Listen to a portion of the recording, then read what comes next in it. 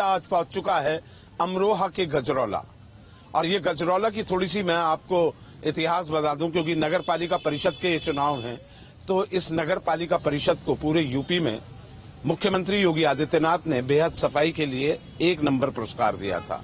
राष्ट्रपति से भी इस नगर पालिका परिषद को पुरस्कार मिल चुका है। सारे राजनीतिक घराने यहीं निवास करते हैं। अमरोहा जिला तो है, लेकिन सारी गतिविधियां इस गजरौला में है। यूं 5 नगर पालिका परिषद हैं, लेकिन सबसे ज्यादा हॉट सीट गजरौला मानी जाती है। बीजेपी की जो अंशु नागपाल यहाँ पूर्व चेयरमैन थी, इस बार एससी सीट होने की वजह से बीजेपी को दूसरा कैंडिडेट उतारना पड़ा है। लेकिन बसपा ने भी जोरदार ताल ठोकी है। सपा, रालोद और कांग्रेस भी पूरा जोर लगाए हुए हैं। मुकाबला रोचक होगा। कोई ये दम भर कर दावा नहीं कर सकता कि हम एक तरफा जीत ले जाएंगे। लेकिन इतना जरूर है कि अगर आप गजरौला आएंगे तो गजरौला को अगर देखें तो ये इंदिरा चौक, जिसे परी चौक भी कह देते हैं, गजरौला पहले अपने ढाबों के लिए और पराठों के लिए जाना जाता था। जो चांदनी चौक के पराठे हैं, वैसे ही पराठे यहाँ कढ़ाई में तल के मिला करते थे। जब ये हाईवे नहीं बना था तब टूरिस्ट दूर दूर से आके इन पराठों का स्वाद लेते थे। हालांकि अब अपने फिटनेस को लेके लोग वो पराठे कम ही खाते हैं। लेकिन इतना जरूर है कि जब आप गजरौला में आएंगे और रोड पर घूमेंगे तो सफाई का एहसास आपको होगा कि ये एक नगर पालिका परिषद है। लेकिन फुआरे चलते मिलेंगे आपको, चौपले बड़े डिजाइन किए गए हैं, लाइटिंग भी की गई है। अब चुनौती इस बात की है कि अगला जो नगर पालिका परिषद का चेयरमैन किस पार्टी का होगा और विकास कहां तक होगा। मेरे साथ तमाम विचारधारा से जुड़े हुए लोग हैं। नहीं पहचान में आएगा कौन बीजेपी का है, कौन बसपा का है, कौन सपा का है, कौन कांग्रेस का। सीधे से ही शुरू कर देते हैं। सर, क्या नाम है आपका? मेरा नाम सुरेंद्र सिंह है।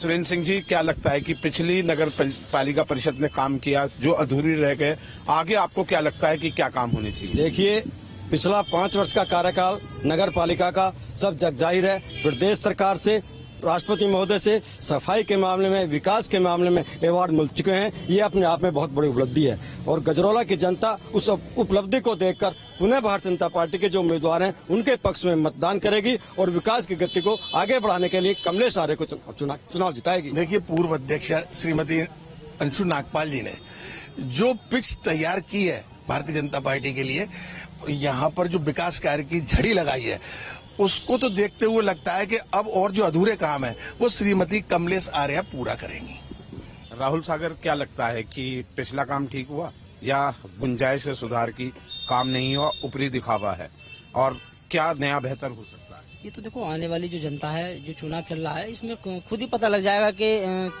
कौन विकास कर रहा, कौन नहीं कर रहा, और जनता खुद ही जवाब दे देगी। खाली अवार्डों से बात काम नहीं होता कि अवार्ड मिलने से कि हाँ नगर पालिका को अवार्ड मिल गया तो क्या नगर पालिका सफल होगी।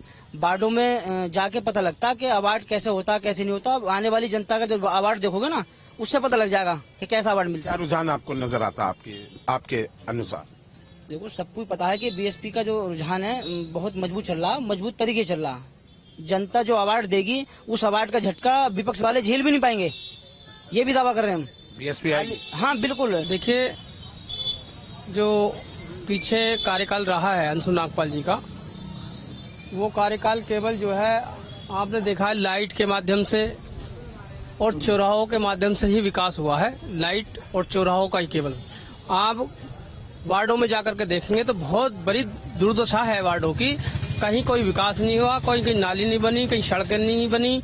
और तमाम हम क्षेत्र में घूम रहे हैं, हमारे प्रत्याशी भी यहाँ से घूम रहे हैं, उन्हीं के साथ में हम चलते हैं, तो पूरी वार्डों में गंदगी का ढेर लगा हुआ है। आप अंदर वार्डों में जाकर के देखें, मौका देगी तो हम गजरौले का विकास करा करके और गजरौले को नई नई मतलब जो है तकनीक की दे करके यहाँ बहुजन समाज पार्टी का परचम लहराएगा।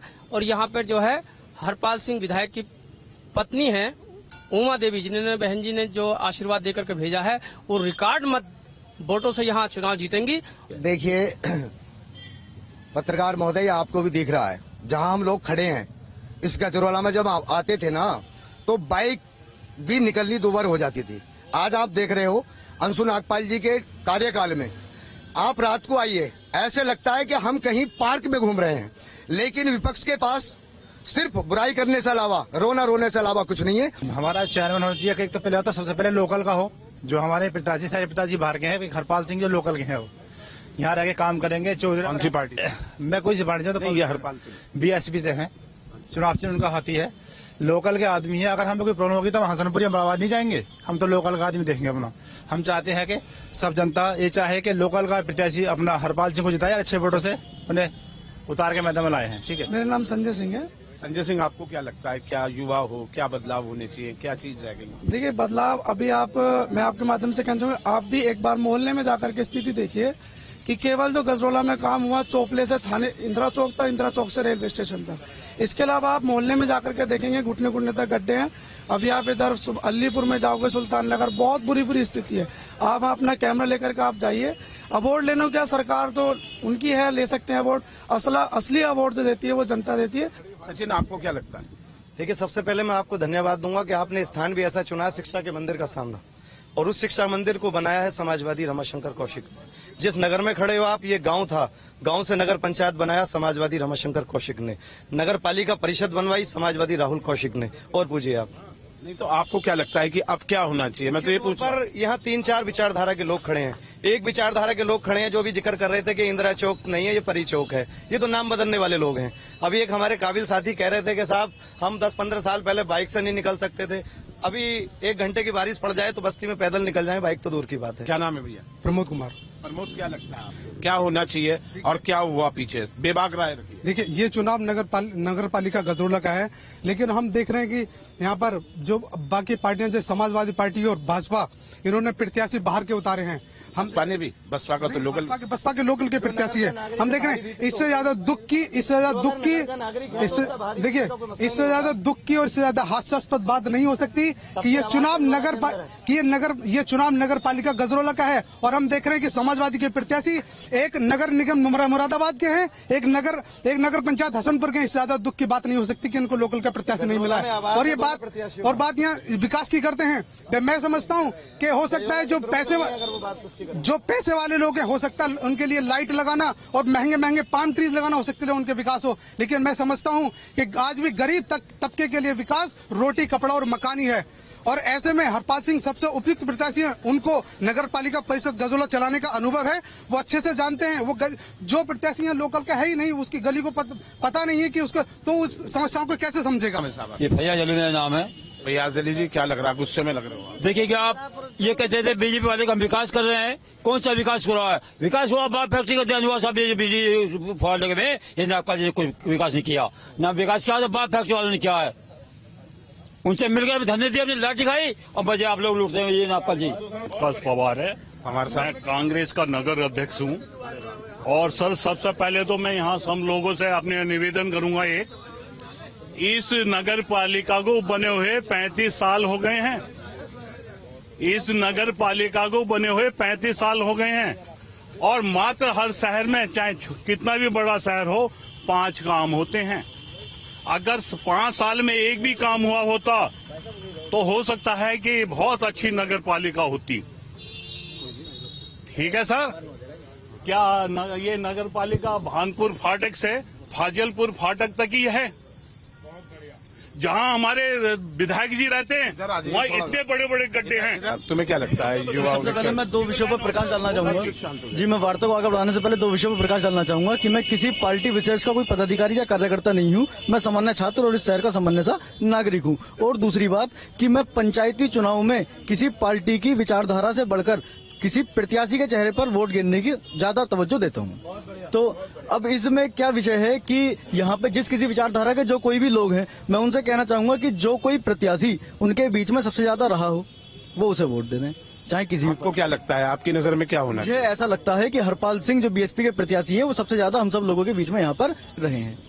वो अब से 10 साल पहले भी यहाँ से चेयरमैन बने थे, 5 साल उन्होंने चेयरमैन करी, उसके बाद 5 साल दूसरे प्रत्याशी यहाँ पे चेयरमैन रहे।